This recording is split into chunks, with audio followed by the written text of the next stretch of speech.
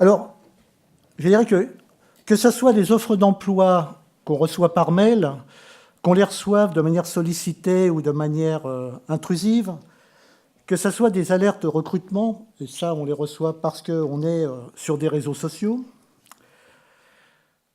quelle que soit la question qu'on puisse se poser sur l'importance de ces réseaux. Alors moi je suis extrêmement fier de voir que j'ai 490 relations que je connais évidemment toutes, qui m'ouvrent la porte à plus de 5 millions de professionnels, quelques 23 000 très récemment.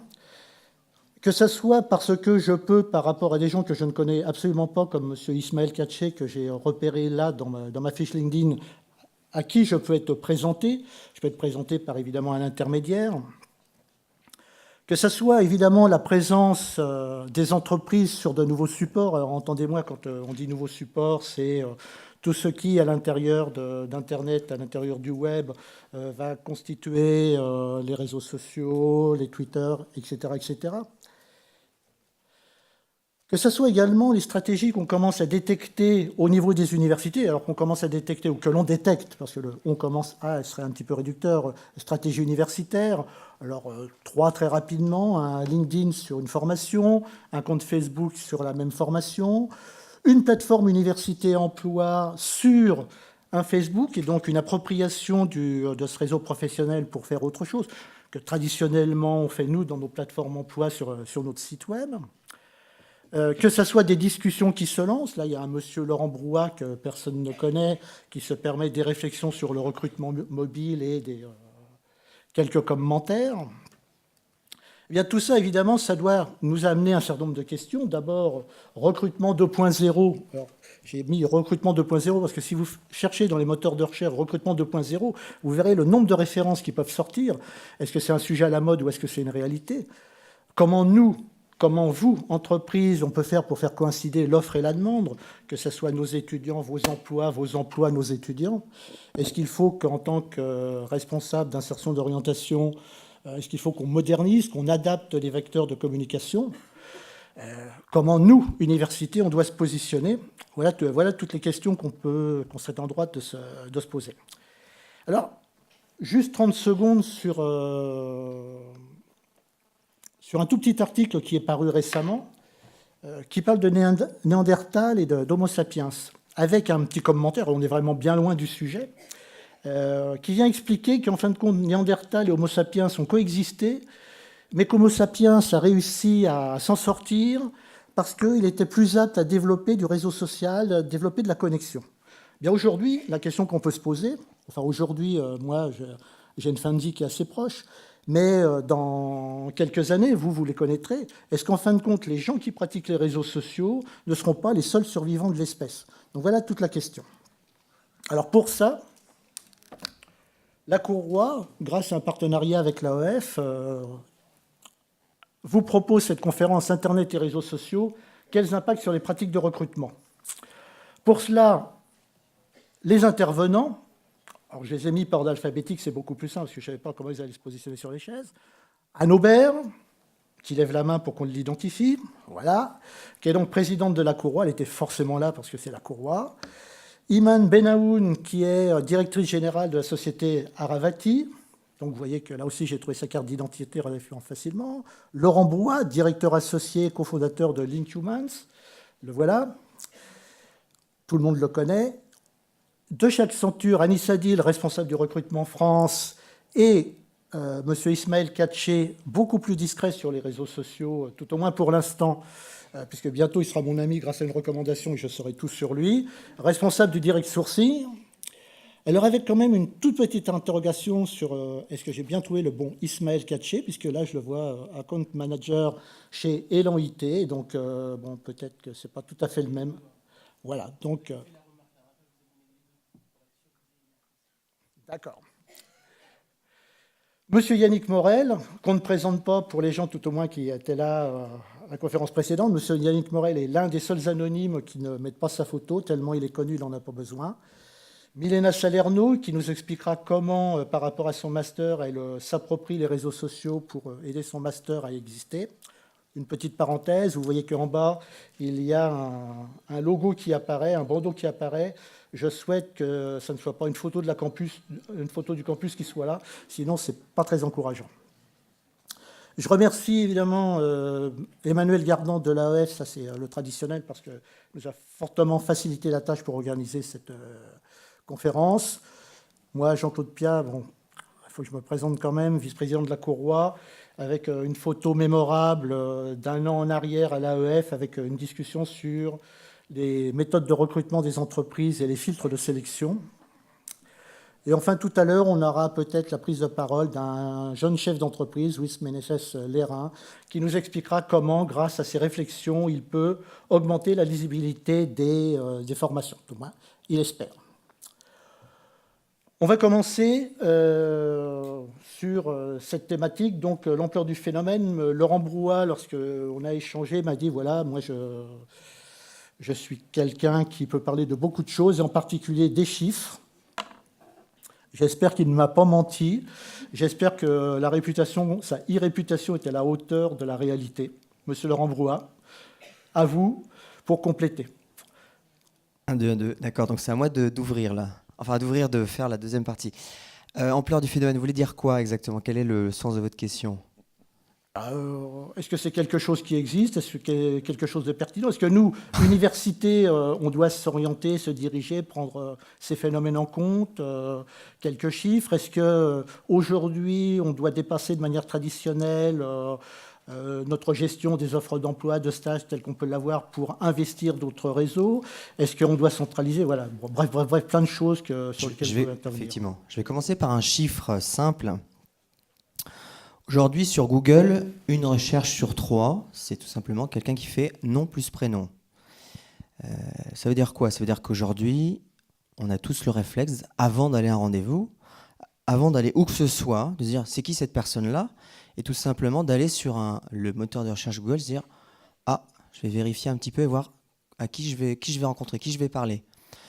Mon père a 65 ans, il est à la retraite, mais de temps en temps, quand il ne connaît pas la personne, il googleise la personne aussi de façon assez spontanée. Ce que je veux dire par là, c'est qu'aujourd'hui, de plus en plus, on va quand même vérifier la réputation des personnes, en tout cas ce que Internet dit des personnes. Et sur le plan du recrutement, c'est un impact. Parce que c'est un impact. Moi, quand je fais des formations pour les professionnels du recrutement, souvent ils me disent, à chaque fois, quand j'ai un entretien avec un candidat, la première chose qu'il fait, c'est que il va sur mon profil LinkedIn, sur mon profil Viadeo. Donc je vois à droite, Jean-Philippe Machin a consulté mon profil. Donc le premier impact, le premier phénomène, c'est qu'effectivement, les candidats, comme les recruteurs, googleisent, s'auto-googleisent.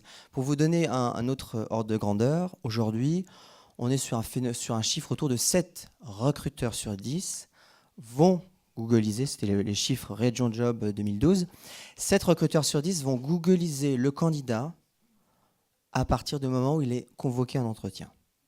Pas avant le CV, mais à partir du moment où il est convoqué à un entretien, où il va le rencontrer en entretien, vous pouvez être sûr que 7 recruteurs sur 10 vont avoir la curiosité de savoir qu'est-ce qui est dit sur vous. Et du coup, ce qui se passe, c'est que si vous avez bien fait votre boulot, en général, quand on va googliser votre nom-prénom, alors souvent pour les étudiants, moi je suis enseignant en école de commerce, ce qui apparaît en premier, ce sont les profils Facebook. Mais souvent, si vous avez fait un travail à peu près correct, ça va être souvent vos profils LinkedIn et Viadeo. Je ne sais pas si c'est ce que vous avez fait quand vous avez cherché nos profils, mais en général, ce sont LinkedIn et Viadeo qui apparaissent dans les premiers résultats. Donc quand on parle de recrutement 2.0, on parle déjà avant tout de réputation. Qu'est-ce que Internet dit de vous? Qu'est-ce que Google dit de vous? Finalement, c'est un peu le nouveau CV, c'est un peu le Google quelque part. Premier élément. Deuxième élément qui est aussi intéressant, c'est que cette question de la réputation, elle vous impacte tous. Aujourd'hui, quand je parle avec mes étudiants qui sont en marketing, je leur dis, c'est bien simple, aujourd'hui, le digital, c'est l'essentiel du marketing. Donc, si vous n'avez pas fait l'effort d'avoir un profil sur LinkedIn ou sur Viadeo, il y a un problème. Et moi, j'entends de plus en plus de gens en agence de market qui me disent, mon stagiaire, s'il n'a pas fait un profil LinkedIn ou il n'a pas fait un profil Viadeo, je ne pense pas que je vais lui demander de venir en entretien. Voilà. Premier phénomène, la réputation. Deuxième phénomène, le sourcing direct. Aujourd'hui, les réseaux sociaux, c'est un phénomène qui est encore peu important quand il va s'agir d'aller chercher on est autour de 3-4% du sourcing se fait par les réseaux sociaux. Parce que finalement, utiliser les réseaux sociaux, c'est faire de la chasse. C'est aller chercher un profil. Néanmoins, ce phénomène on se rend compte que finalement, même si le candidat ou le recruteur d'ailleurs va avoir une petite annonce, va trouver un profil, les deux vont quand même utiliser Google, vont aller voir le profil de la personne. Donc il y a quand même s'il n'y a pas d'effet, l'effet direct reste encore assez limité, la partie réputation est assez importante au final. Voilà, c'est ce que je voulais dire en termes de chiffres. Ce qu'il faut aussi que vous sachiez, c'est que pour aujourd'hui, les réseaux sociaux pro, ça représente environ 60 à 70% des cadres aujourd'hui ont un profil sur un réseau social professionnel et ce chiffre ne fait qu'augmenter. Au départ, on parlait du marketing, de l'Internet, tous les métiers un peu de la com. Aujourd'hui, tous les métiers sont concernés par ce phénomène-là. Il y a des métiers, comme je disais pour le marketing, je pense que Iman, tu pourras nous en parler, mais il y a des métiers où les clients me disent, moi, s'il n'a pas fait un minimum de travail, ça pose un problème. Voilà un peu les premiers chiffres que je pouvais poser. Merci Laurent. Le point de vue de l'entreprise, Anissa, à vous de jouer.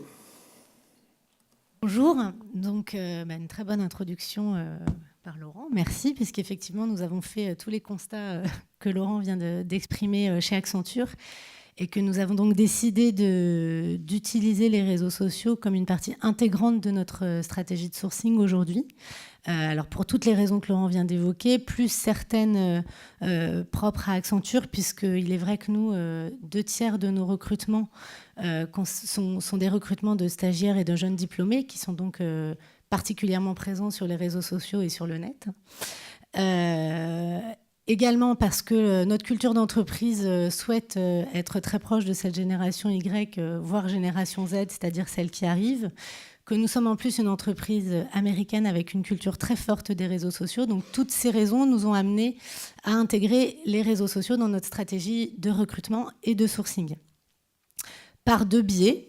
Tout d'abord un biais de contenu, c'est-à-dire qu'on a décidé que les réseaux sociaux apporteraient du contenu sur l'entreprise pour les candidats, puisque comme vient de l'expliquer Laurent, un candidat quand il va en entretien, il va effectivement googliser la personne qu'il va rencontrer, mais il va également se renseigner sur l'entreprise.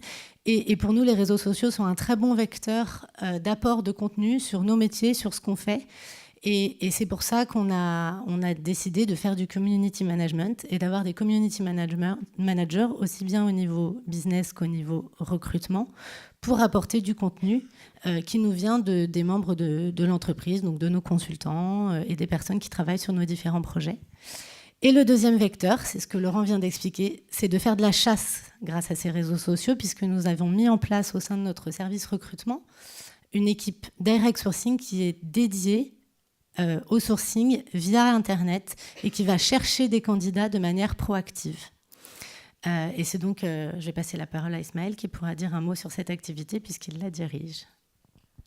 Petite précision par rapport au profil tout à l'heure, en fait j'en ai deux. Et je vous avais envoyé en fait le deuxième profil qui correspond davantage à ce que je fais aujourd'hui. Mais bon, on en reparlera. Oui, alors donc en fait, nous, ce qu'on a mis en place, c'est un dispositif tout simplement pour aller chercher les candidats. La raison, elle est assez simple. C'est qu'aujourd'hui, je pense qu'il ne faut pas avoir une attitude un peu attentiste vis-à-vis des candidatures et qu'il faut aller chercher ces personnes-là. Et nous sommes en plus face à un marché pénurique, puisqu'en général, les profils que nous recrutons sont recrutés partout ailleurs. Donc, on essaie de mettre en place un moyen de pouvoir en tout cas les approcher tout en respectant en fait l'aspect légal de la chose, puisqu'en étant directement aujourd'hui Accenture, on ne peut pas se permettre de faire de la chasse comme le ferait un cabinet de chasse classique. Et le deuxième point, je pense que pour amener la discussion à un niveau plutôt université, ce qu'il faut savoir, c'est que nous, le message qu'on passe, c'est que un profil sur les réseaux sociaux doit se remplir comme un CV, donc avec le même niveau de détail, le même niveau de précision. Pour les universitaires et donc on va dire pour ceux qui estiment qu'ils n'ont pas un niveau d'expérience qui justifie en tout cas une page étoffée sur les réseaux sociaux, il faut rompre avec ces idées reçues parce que je pense que nous ce qu'on va regarder c'est tout simplement les projets sur lesquels les candidats sont intervenus, les stages, détailler les stages aussi. Et il y a Notre point qui est extrêmement important, c'est qu'aujourd'hui, la plupart des étudiants, en tout cas des candidats, souhaitent avoir en tout cas une visibilité à l'international. Et il faut savoir que lorsqu'on a un profil qui est bien rempli sur les réseaux sociaux, l'avantage, c'est que nous, ça nous permet de faire un screening sans nécessairement contacter le candidat. Par le passé, il est arrivé en tout cas, et ça existe aujourd'hui, que des cabinets de recrutement fassent venir des candidats en entretien sans avoir une certitude absolue, en tout cas de leur équivalence au profil recherché. Là, avec un profil qui est bien rempli sur les réseaux sociaux, avec des détails bien comme il faut, on peut tout de suite situer le candidat soit dans notre besoin, soit dans notre pyramide. Donc voilà, nous aujourd'hui, on est tous les jours sur ces outils-là, avec plutôt assez de réussite, j'ai envie de dire. Bon, après, ça aide quand on s'appelle Accenture, mais je pense que ça marche aussi bien pour les cabinets de recrutement que pour les entreprises comme la nôtre. Commentaire ? Oui, vas-y, Laurent. Bonjour. Alors, moi, je ne suis pas tout à fait d'accord. Donc, moi, je dirige un cabinet de recrutement. Donc, c'est vrai que j'ai forcément une autre approche et une autre vision. Je ne pense pas que le profil LinkedIn doit être la réplique du CV. Sinon, ça ne sert à rien de faire un CV. Et puis, on envoie un profil LinkedIn. Je pense que le profil LinkedIn peut être plus riche qu'un CV et ne pas reprendre les mêmes choses. Qu'est-ce qu'on va chercher, nous, quand on cherche un expert pour une entreprise et comment on va s'appuyer sur les réseaux sociaux ? On va essayer de regarder plutôt que le détail de son profil LinkedIn, ce qu'il fait sur LinkedIn. Est-ce qu'il est dans des groupes ? Est-ce qu'il intervient ? Quelles sont les discussions auxquelles il participe ? Et qu'est-ce qu'il met en avant en termes d'expertise, de projet ? Et son projet, ça va être la qualité de ses interventions sur les différents réseaux et pas que sur sa fiche LinkedIn. Donc, on va identifier, nous, des candidats grâce aux réseaux sociaux et pas simplement sur leur expertise, enfin, leur expérience structurée, mais sur de quoi ils parlent, qu'est-ce qui les passionne. Et clairement, je trouve que c'est le moyen pour un candidat d'affirmer une passion, même s'il n'a pas encore pu exercer au niveau professionnel cette passion. Il nous est arrivé de recruter des experts en référencement naturel, qui est un métier assez compliqué, parce que pas encore, enfin, assez peu de formation, et les gens qu'on a identifiés n'avaient jamais travaillé dans ce secteur-là. En revanche, ils prenaient part à des discussions sur des forums, sur des groupes, et ils apportaient une expertise et ils mettaient en avant une expérience. Et ça, moi, je trouve que c'est ce qui est fabuleux dans les réseaux sociaux, et c'est ce qui est fabuleux pour élargir le champ du potentiel des candidats.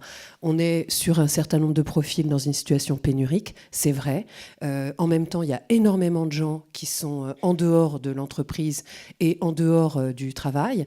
Et clairement, les réseaux sociaux pourraient servir à abattre un peu ces frontières. C'est-à-dire que c'est sûr qu'on voit plus facilement les gens qui exercent la profession qui nous intéresse dans une entreprise concurrente. Ça, c'est assez facile et c'est vraiment la facilité. En revanche, trouver des talents qui ne sont pas encore en activité parce qu'ils ont pu exprimer leurs talents sur les réseaux sociaux, ça, c'est pour moi l'avenir et le changement.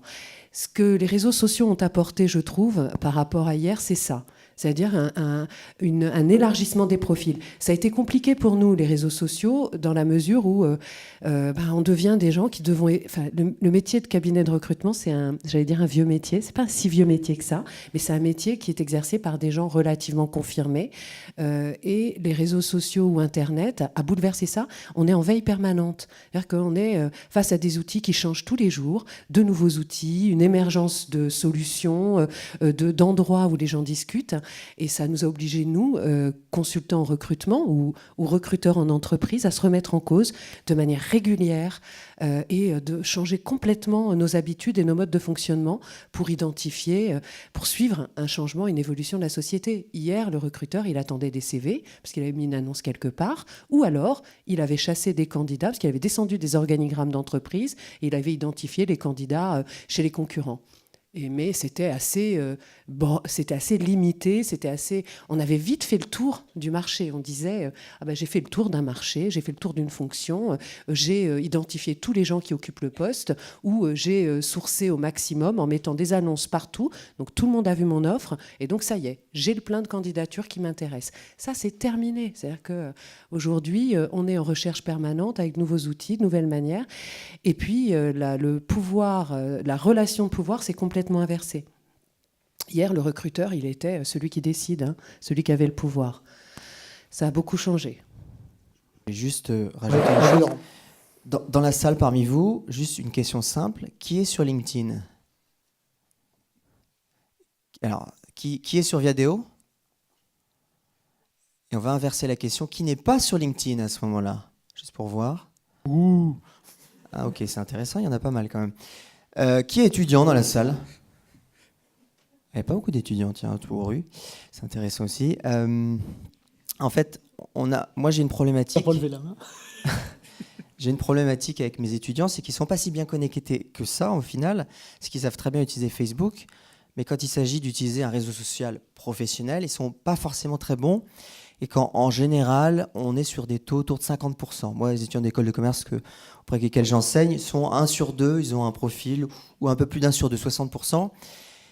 Et du coup, ça pose d'autres problèmes, mais surtout, même s'ils ont un profil, ils mettent rien parce qu'ils ont l'impression qu'ils n'ont pas d'expérience. Donc, et puisqu'on est aux rues, on parle d'université, forcément, vous allez me voir venir avec mes gros sabots. Les étudiants d'université sont encore moins bien lotis que les étudiants d'école de commerce et qu'en général, ils ont encore moins le réflexe de créer un profil. Mes chers étudiants, pour les 4 ou 5 qui sont là, créez-vous des profils, en tout cas dans ces métiers dont on parle à l'instant. Il y a de moins en moins de métiers qui ne sont pas concernés par le sujet, donc vraiment important qu'aujourd'hui on parle de recrutement en ligne, demain on parlera de recrutement tout simplement, parce que tout le recrutement, il sera en ligne, que vous le vouliez ou non, on y va, on y est presque, on y est de plus en plus. Donc vraiment c'est un phénomène qu'il faut prendre en compte dans la façon dont vous allez, ça doit être un outil supplémentaire dans votre boîte à outils d'étudiants.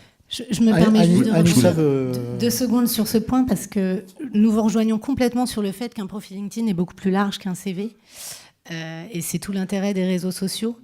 Mais ce que vient de dire Laurent est vrai, c'est-à-dire qu'avant d'être très large, il faut déjà qu'il soit précis et qu'il corresponde et qu'il reflète vraiment le parcours et ce qu'on veut présenter à l'entreprise. Et quand on s'adresse aux étudiants et particulièrement aux universitaires, ça commence par ça. Puis ça s'élargit par d'autres éléments, les discussions, les groupes, etc. Mais c'est vrai que la base, c'est quand même déjà d'avoir des profils bien remplis. Et c'est vrai qu'on souligne ce point parce qu'on voit effectivement dans nos searches, dans nos recherches, des profils qui sont pas du tout attractifs. Et c'est vraiment quelque chose d'important pour ces futurs cadres de demain. Voilà. Juste une question due à mon incompétence et réponse brève, éventuellement collégiale. On parle de réseaux sociaux. Est-ce que vous faites un amalgame entre Facebook, LinkedIn, Viadeo, ou est-ce que vous pensez que Viadeo et LinkedIn sont plus sérieux que Facebook ? Alors pour le coup, nous chez Accenture, en fait, en ce qui concerne la recherche de profils, on utilise essentiellement les réseaux sociaux professionnels, dont LinkedIn et Viadeo. Et pour la partie apport de contenu, on utilise Facebook. Puisqu'on a une communauté Accenture sur Facebook et on a un outil qui s'appelle Work for Us qui nous permet de relayer nos offres d'emploi pour Facebook. Donc pour nous, Facebook, c'est pour apporter du contenu et en revanche, on va chercher les profils sur LinkedIn et Viadeo. Je voulais juste apporter une précision, Jean-Claude. L'APEC a fait une étude sur le recrutement à partir des réseaux sociaux. Aujourd'hui, c'est moins de 5% des recrutements de cadres se fait à travers les réseaux sociaux. Donc c'est encore l'offre d'emploi sur Internet qui reste quand même la principale. Alors je vous rassure, hein, donc, on peut être... Il y a 24 millions de Français sur Facebook, il y en a 5 millions sur Viadeo, et 3-4 millions sur LinkedIn. On a été les premiers à bosser avec ces réseaux sociaux. On peut y être, et puis rien y mettre. Donc là, je vous rejoins, c'est sur le contenu. C'est le contenu. C'est très important. On voit que 58% des cadres ont une relation très ambiguë avec Facebook. Il y a un mélange de personnel et de professionnel. Ils sont tous très conscients de l'e-réputation. Ça, il y a un gros boulot sur réputation qui se fait. Mais alors, les chiffres ont dû changer parce que nous avons interviewé les recrutements de cadres en 2008 et en 2011, nous étions encore à 5% des recrutements à travers... Alors, ce qui n'empêche pas après les recruteurs et même les recrutés, les candidats, d'aller chercher de l'information. Donc c'est extrêmement important sur le contenu que vous allez y mettre. Laurent, tout à l'heure, vas-y, Iman. Juste pour revenir là-dessus, peut-être qu'il n'y a que 5% des recrutements qui sont affichés comme venant des réseaux sociaux. En revanche, je pense que l'identification des candidats est à 90% faite sur les réseaux sociaux, en tout cas par les recruteurs professionnels. L'identification des candidats, ce qui ne veut pas dire que... Voilà. après Il y a environ la prise de... il y a 25 candidats en général par offre en moyenne. Donc une fois qu'effectivement qu'ils ont répondu à ces offres d'emploi, vous pouvez faire effectivement après cette recherche. Mais c'est pas la première étape, quoi. Voilà. Puisque j'ai quelqu'un à côté de l'APEC à côté de moi, je vais vous citer une étude d'APEC 2011-2012 qui était faite avec les étudiants, puisqu'on est toujours dans cette perspective rue. Selon donc, cette étude APEC qui était réalisée avec un certain nombre d'étudiants, 40% des étudiants avaient déclaré avoir été chassés, ou en tout cas avaient eu un contact avec un recruteur sur des réseaux sociaux. Étude 2011-2012 qui est énormissime. Et forcément, moi-même, j'étais un peu surpris par les résultats. Donc, autrement dit, il y a 40% des étudiants qui ont déclaré avoir été une fois contactés par un recruteur sur un réseau social, professionnel évidemment. Pour revenir à la question entre Facebook, LinkedIn Vidéo, finalement, on a LinkedIn Vidéo, les réseaux sociaux professionnels qui sont clairement identifiés. Puis on a Facebook, finalement, qui est plus pour de la communication. Et de l'autre côté, on a LinkedIn Vidéo qui est plus pour du sourcing quelque part et de la communication aussi. Donc, on a deux utilisations différentes. Aujourd'hui, pour faire du sourcing sur Facebook, je vous souhaite bonne chance. Les candidats ne sont pas prêts à se faire chasser sur Facebook. 2, c'est extrêmement compliqué de trouver des profils sur Facebook, parce que ce n'est pas un outil qui est adapté dans ce sens-là. Donc si aujourd'hui j'ai envie de dire que je participe aux rues, j'ai intérêt à le mettre sur Facebook ou sur LinkedIn? Tweetez-le et reliez tous vos profils à Twitter. Merci. Donc, Laurent, tout à l'heure, vous avez mis en cause, non pas en cause, mais vous avez fait remarquer que les écoles de commerce ou les écoles étaient un peu plus en avance quant à l'appropriation des réseaux. C'est vrai qu'on peut constater qu'effectivement, nos étudiants sont plus sur Facebook que sur des réseaux professionnels, tout au moins de manière importante. Ça, obligatoirement, ça nous amène un petit peu dans nos missions d'accompagnement telles qu'on a pu en discuter précédemment sur notre rôle par rapport à ça. Et là, ça introduit très bien l'intervention que pourra faire Milena, responsable d'une formation, qui a pris le problème en main et qui essaye de développer sa présence sur les réseaux sociaux, tout au moins la présence de son master sur les réseaux sociaux. Effectivement, je suis responsable d'une formation dans le domaine maintenance, qualité, sécurité, environnement. Je suis enseignant-chercheur, donc c'est un profil un peu particulier aujourd'hui. Donc j'ai des activités d'enseignement en chimie, de recherche à l'interface de la biologie et de la chimie. Et je suis c'est pas des charges, je m'occupe aussi de la direction de certaines formations. Donc, quand j'ai pris la responsabilité de cette formation en 2009, une des premières choses que j'ai fait, c'est de créer un groupe sur LinkedIn et aussi un groupe sur Facebook. La première raison, l'objectif à ce moment-là, c'était de fédérer les anciens autour de la formation. Parce que quand j'ai pris la responsabilité de la formation, je n'avais pas beaucoup de renseignements sur les anciens. Donc ça, c'était la première démarche. Aujourd'hui, nous sommes aussi présents sur Viadeo. Et bientôt, j'avais déjà créé le compte sur Twitter. Maintenant, Madame a donné un type très important. Certainement, on sera bientôt sur Twitter. Aujourd'hui, l'importance pour moi d'utiliser ces réseaux sociaux, c'est bien entendu de garder, si je peux dire, un œil sur les anciens, mais aussi d'être vu. De pouvoir être vu par les entreprises, parce qu'on est une formation qui est aussi en alternance, parce qu'une de mes priorités, c'est l'insertion professionnelle. Je travaille beaucoup avec les étudiants pour les convaincre de l'importance de créer un profil sur LinkedIn Viadeo et faire attention sur Facebook. Et aussi, ça me permet, bien entendu, faire la promotion de la formation autour des entreprises, savoir qui vient nous voir. On a aussi parmi les membres du groupe sur LinkedIn un cabinet de recrutement qui nous a sollicité pour être amis, pour être membre du groupe. Et voilà, ça nous permet effectivement aussi les étudiants qui souhaitent éventuellement intégrer la formation dans le futur, ils viennent voir souvent, mais ça c'est assez marrant, sur Facebook. Et ils viennent peu sur LinkedIn, mais le futur apprenti ou étudiant, ils viennent d'abord sur Facebook. Ça me permet aussi plus récemment, et ça marche parfois, de poster des offres d'emploi. Parce que parfois les entreprises nous sollicitent directement parce qu'ils sont à la recherche d'un profil dans les domaines dont on forme dans le master. Aussi parce que on fait partie d'autres réseaux mais plutôt des listes mailing.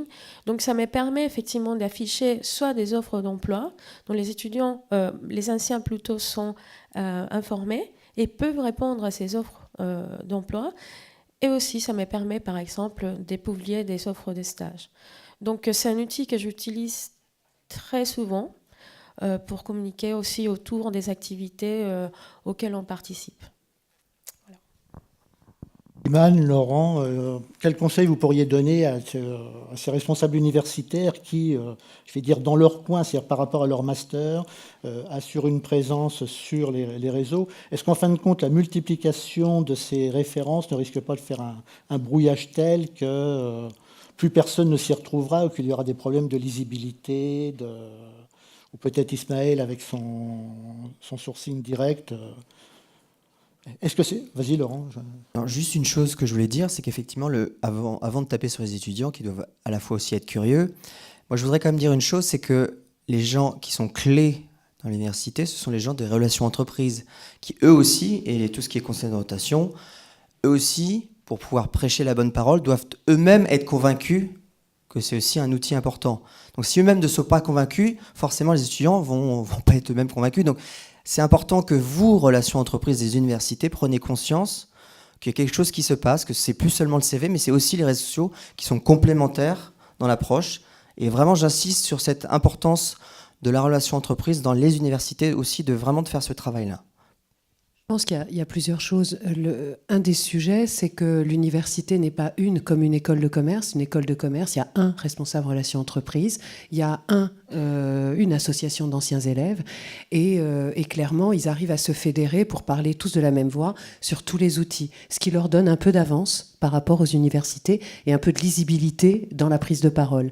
Je pense que le travail que pourraient faire les responsables des relations entreprises des universités, c'est se fédérer peut-être et voir de quelle manière ils décident de lancer leur campagne de communication pour ne pas être en concurrence ou en compétition les uns avec les autres au sein de la même université pour chacun des masters. Après, je trouve que toutes les initiatives sont bonnes à prendre et c'est super pour vos étudiants d'arriver avec un responsable de master qui les accompagne sur les réseaux sociaux.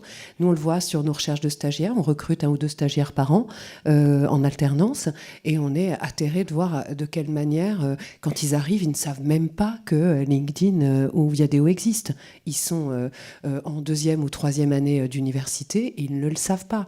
Je trouve ça un petit peu dommage. Je me demande où ça pêche et c'est nous, entreprises, qui leur expliquons en quoi ça consiste. Ils sont sur Facebook. C'est l'intérêt de faire des stages en entreprise que d'apprendre. Bien sûr, non, mais je plaisante, là. On est d'accord, mais je pense que tout le monde doit contribuer. Après, c'est nouveau, c'est compliqué, je l'ai dit tout à l'heure, ça nécessite vraiment un investissement important en termes de veille, d'identification de tous ces outils, de compréhension. C'est pas simple, je pense, pour quelqu'un, et on le voit, nous, avec ces jeunes qui arrivent, quand on commence à leur expliquer tout ce qu'il y a, les bras leur en tombent, quoi. C'est compliqué. Ismaël, direct sourcing. Oui, alors en fait, ça rejoint un peu le point que j'ai soulevé tout à l'heure quand j'ai parlé quand j'ai fait le comparatif en fait entre un profil sur les réseaux sociaux et puis un CV. Je parlais surtout du niveau de détail, pas du format déjà. Le niveau de détail doit être le même parce qu'il faut leur expliquer en fait qu'aujourd'hui, ces outils-là se sont adaptés à la transformation du marché et qu'elles proposent pratiquement toutes des solutions recruteurs. Donc ça veut dire qu'aujourd'hui, moi en tant que recruteur, j'ai une solution et un accès à ces sites-là qui est complètement différent de l'accès lambda des autres personnes qui iraient se mettre en relation avec des profils qu'ils jugeraient intéressants. Et ces accès recruteurs sont importants parce que finalement, ça nous permet de faire de la search exactement comme si on faisait de la search sur un site comme Monster, et que de ce point de vue-là, il est très important. Parce que c'est vrai que là, on aborde la question d'un point de vue recrutement, et c'est vrai que c'est le thème aujourd'hui, mais ne serait-ce que pour avoir en tout cas cette stature professionnelle, je pense qu'il est important d'avoir une page qui résume un peu son parcours et surtout qui permet d'avoir une évolution entre, je ne sais pas moi, un premier stage, un deuxième stage et peut-être vers une évolution professionnelle, car c'est ce parcours-là qui sera évalué plus tard lorsqu'on aura besoin de sélectionner des candidats. Yannick, Je voulais juste ajouter un point, excusez-moi, ce qui me paraissait important du coup pour compléter ce que vient d'expliquer Ismaël et ce que disait Iman, c'est que la pédagogie est importante, c'est-à-dire qu'on sait que dans les universités, il y a par exemple des ateliers CV ou des ateliers aux simulations d'entretien. je pense que cette pédagogie pourrait être complétée par l'utilisation des réseaux sociaux dans le recrutement au sein des universités. Voilà. Yannick, ouais, c'est sur la visibilité effectivement des profils, parce que lorsqu'on regarde le Conseil national des certifications professionnelles, il vous dit que dans l'enseignement supérieur, il y a 12 000 habilitations à faire. Donc effectivement, pour les recruteurs, c'est aussi difficile. Donc je pense qu'il y a une approche compétence à avoir. Il y a 3-4 ans, on avait fait une étude aux États-Unis pour l'APEC sur Internet, sur la santé, le droit, puis d'autres secteurs, le journalisme. Et on avait bien vu l'évolution de la posture de l'expert. C'est-à-dire qu'il y a encore quelques années, vous aviez le diplôme de telle université, de telle école. Vous aviez donc cette posture d'expert. Avec les réseaux sociaux, l'évolution Internet, en fait, ça change. C'est-à-dire que ce sont aussi les internautes qui vous déclarent expert. Vous pouvez mettre des informations sur des petits carrés comme ça. Pas de chance, c'est l'information sur le mariage de Johnny Hallyday qui va ressortir avant la guerre au Soudan ou ailleurs. Donc ça change aussi les paradigmes, c'est-à-dire qu'aujourd'hui c'est la relation sur les réseaux sociaux, sur donc le contenu, je crois que c'est très important. Et puis cette myriade de formations qui, pour des recruteurs, au bout d'un moment, ils s'en sortent pas, quoi. Donc nous, on a une approche par la compétence qui, à mon avis, résume bien ce qu'il faut mettre sur les réseaux sociaux en termes de contenu. Il faut que je continue parce qu'il ne m'écoute plus, donc il va falloir que je fasse autre chose. Voilà. Conclusion là-dessus, c'est que 12 000 habilitations, c'est pas possible aujourd'hui. Les recruteurs en face, n'oublions pas qu'une fois que vous avez les 250 entreprises de plus de 5000 salariés qui sont, c'est ce qui existe en France aujourd'hui, hein, alors ça représente 30% du salariat, qui elles sont bien organisées sur la recherche de sourcing, etc. Dès que vous descendez en dessous, il y a 4600 ETI et 160 000 PME, PMI. Tout le reste, c'est de la petite entreprise qui sont moins d'appétence pour les réseaux sociaux. Alors c'est là où c'est intéressant pour les cabinets à ce niveau-là, puisque vous avez un marché quand même de 2,7 millions d'entreprises en France, de moins de 50 entreprises, donc qui n'ont pas le temps, qui n'ont pas les compétences pour travailler là-dessus, quoi. J'ai fait ce que j'ai pu. On n'aura peut-être pas le temps de trop rentrer dans les détails, mais tout à l'heure, j'ai dit qu'il y avait un jeune chef d'entreprise dans la salle qui interviendrait peut-être justement sur ce problème de la lisibilité des formations. C'est vrai qu'on entend, c'est un discours un petit peu récurrent, trop de formations, trop d'intitulés, on n'y comprend rien. Moi, j'ai tendance parfois à dire de manière provocatrice, trop d'intitulés de métier, trop de noms. On a du mal aussi, nous, de notre côté, à comprendre. Il n'est pas sûr que ça passe par des simplifications. Enfin, moi, personnellement, je pense que la diversité, la multiplication, c'est un petit peu la richesse. La question qui se pose, c'est ensuite comment circuler dans cette offre, comment circuler dans ces métiers, et donc cette adéquation. Et on en aura peut-être l'occasion par cette intervention de Louise tout à l'heure, après les questions. Il peut exister d'autres voies, et c'est des voies sur lesquelles on peut travailler. Voilà. On va s'approcher des questions de la salle, mais la présidente de la Courroie va, grâce à sa grande compétence, nous faire un petit résumé des conclusions provisoires forcément, parce que si on conclut, on n'a plus d'avenir. Donc, de nouvelles pistes pour la Courroie et pour nous, université. Oui, donc bonjour à tous. Merci, vice-président. Donc, plusieurs remarques. Alors, je sais que Jean-Claude me demande de conclure et de conclure rapidement, mais il y a des choses qui ont été dites et qui amènent à la réaction un petit peu. Donc, ce que je retiens, c'est qu'effectivement, on est en accroissement, on va dire, de la place des réseaux sociaux, à la fois dans le recrutement et dans la visibilité des entreprises, en termes de sourcing et en termes donc de meilleure connaissance des profils. J'ai bien retenu ce que vous disiez, c'est-à-dire qu'on a beaucoup plus de profils maintenant qui sont accessibles. Alors, je voudrais rassurer les écoles de commerce. Les universités ont pris conscience de cette évolution et de ces changements de pratiques. Et de plus en plus, nos bureaux d'aide à l'insertion professionnelle, et pas seulement les services relations université-entreprise, mais l'ensemble des conseillers, font travailler les étudiants sur les réseaux sociaux.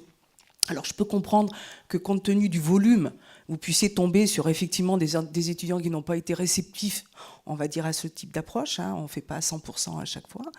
Mais je tenais à vous rassurer, de plus en plus, nos étudiants sont sur les réseaux sociaux. Et d'ailleurs, j'ai vu beaucoup de directeurs de bureaux d'aide à l'insertion professionnelle dans la salle. Quels sont ceux qui amènent les étudiants sur les réseaux sociaux? Tout à l'heure, on a fait un sondage. Donc vous pouvez, allez-y, levez la main, n'ayez pas peur, on est entre nous. Voilà. Donc de plus en plus, on utilise aussi ces outils-là et on essaye aussi de dire à nos étudiants de faire très attention à la e-réputation. Vous avez mentionné Facebook. On a tous plus ou moins côtoyé des ados qui pouvaient éventuellement déposer plein de choses sur Facebook. C'est quelque chose effectivement sur lesquels on les met en garde. Est-ce que je peux faire un petit commentaire là-dessus? Ouais.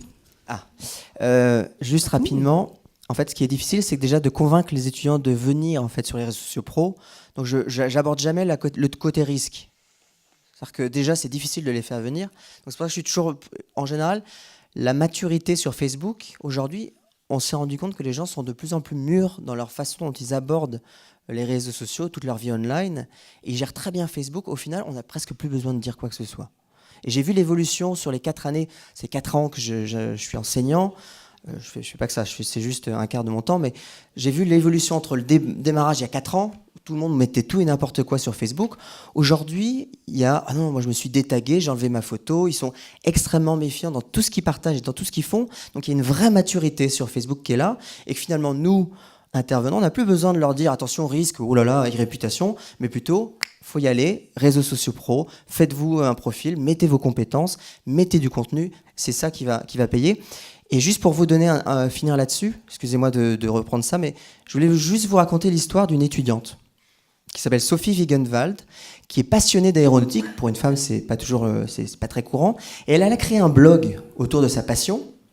Et de son blog, elle a créé un compte Twitter, elle a créé un compte LinkedIn. Et de sa passion, elle a commencé à suivre des comptes sur ADS, Air France, etc., qui l'ont invitée parce que son blog, elle lui a créé une petite réputation.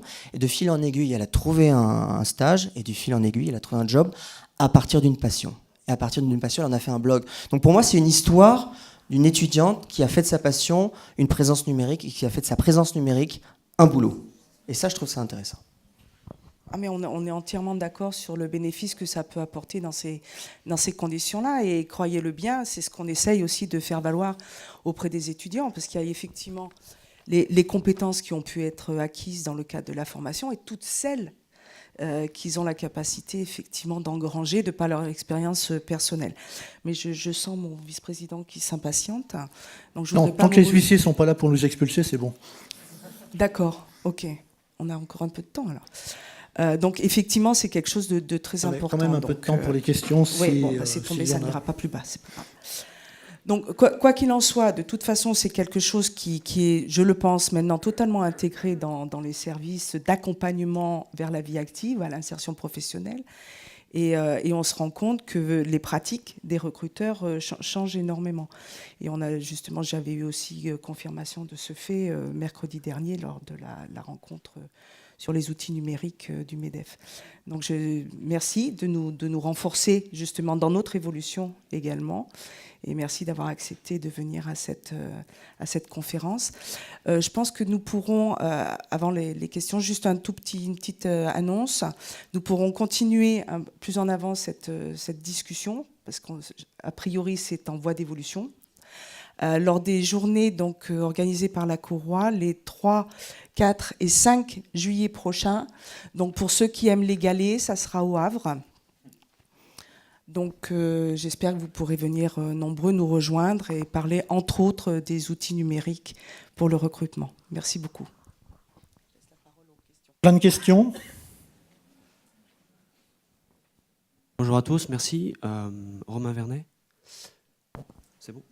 Alors, je vais essayer d'être clair. J'aimerais rebondir sur ce que a dit Madame Iman, c'est ça, sur le fait que les réseaux sociaux apportent aussi une nouvelle approche vis-à-vis des profils. Et en fait, on a parlé de passion, on a parlé d'intérêt, on a parlé de tout ça. Et les réseaux sociaux, pour moi aussi, ont ont un impact sur la notion de connaissance. Et donc, en fait, ma remarque va amener à une question. Je vais vous parler de moi très rapidement. Moi, je viens de l'université, j'ai fait de la science des matériaux. Et ensuite, très rapidement, je suis intéressé aux notions d'innovation. Et les réseaux sociaux et Internet, tout ça m'ont ouvert aux notions de design, aux notions de sociologie d'innovation, à ces notions-là. Et aujourd'hui, j'aide une start-up à se monter. Et donc aujourd'hui, je vois des choses que je n'avais jamais vues avant à l'université. Et donc ça m'apporte des nouvelles connaissances. Et du coup, je les mets en pratique, parce que c'est une start-up, c'est l'entrepreneuriat, donc il faut toucher, quoi. Et aujourd'hui, ça m'apporte d'autres compétences, quoi. Et alors la question, c'est dans quelle mesure est-ce que je dois mettre sur mon profil pour être vu? Dans quelle mesure est-ce que je peux mettre toutes les compétences que j'ai acquises? Parce que je suis chimiste dans les matériaux, mais je sais aussi manipuler InDesign. Je suis aussi un peu sociologue de l'innovation. Donc je suis un peu tout ça. Et dans quelle mesure est-ce que je peux être crédible vis-à-vis des employeurs? Voilà, tout simplement. Merci. Moi, je pense que vous l'êtes, crédible, sur les sujets qui vous ont passionné et que sur lesquels vous avez développé des compétences. Bien sûr que vous devez les mettre en avant sur votre profil, mais plus que de les mettre en avant sur votre profil, il y a des outils aujourd'hui qui vous permettraient de créer un blog et de mettre l'adresse de ce blog sur votre profil LinkedIn pour élargir la conversation et vraiment démontrer une expertise et une compétence. Sur un profil LinkedIn, vous n'allez pas mettre vos réalisations dans le détail avec des liens dans tous les sens. En revanche, si vous mettez que vous êtes passionné par, vous avez dit quelque chose qui est la sociologie du design, c'est ça ? Voilà, je l'indiquais sur votre profil LinkedIn avec un lien avec des réalisations, enfin un blog qui reprendrait des réalisations. Et je pense que c'est ça qui va intéresser le recruteur. Il dit qu'il a cette compétence, tiens, comment est-ce qu'il étaye ça? Et je vais aller plus loin parce que cette compétence m'intéresse. Et si je trouve l'information crédible et utile, bien sûr que je vais contacter la personne. Donc voilà comment vous pouvez légitimement vous positionner sur ces nouvelles compétences. Et même si elles sont très diversifiées et très différentes, à partir du moment où vous avez des choses à raconter, des choses à montrer, mettez les liens en avant et vous verrez que ça fait sens. Est-ce que j'ai répondu à votre question ? Oui. Je peux prendre la suite ? Il y a un sémaphore là-bas s'agite. Un sémaphore, tu as raison, c'est la Bretagne. Marc Gimonet, donc juste un mot par rapport à ce qui vient d'être évoqué sur comment les SUIOIP doivent-ils réagir. Mais enfin, je crois que ça renvoie très clairement, j'ai un peu d'écho là, ça renvoie très clairement à notre métier de base. C'est-à-dire que la question des réseaux sociaux, et tout à l'heure certains déploraient le peu de présence des étudiants, il faut nuancer, mais ça renvoie à la question de l'identité professionnelle. Comment être présent sur un réseau social professionnel si on a du mal à définir, à identifier son champ d'activité. Je crois que c'est ce qu'on rencontre bien souvent tous les jours à l'université, notamment sur les cursus L, où le travail des BAIP, des SUIP, c'est bien de participer à l'acculturation. On revient à ce qu'on disait d'ailleurs à la table ronde précédente. Donc je crois que là-dessus, on doit bien positionner les SUIO, les BAIP, certes pour comment faciliter l'entrée sur ces nouveaux outils, mais en amont se pose toujours la question, et je crois que c'est essentiel, tout à l'heure Yannick Morel évoquait, réveille-toi Yannick, la question des compétences, je crois que ça renvoie très clairement à ce travail-là pour entrer sur l'identité professionnelle.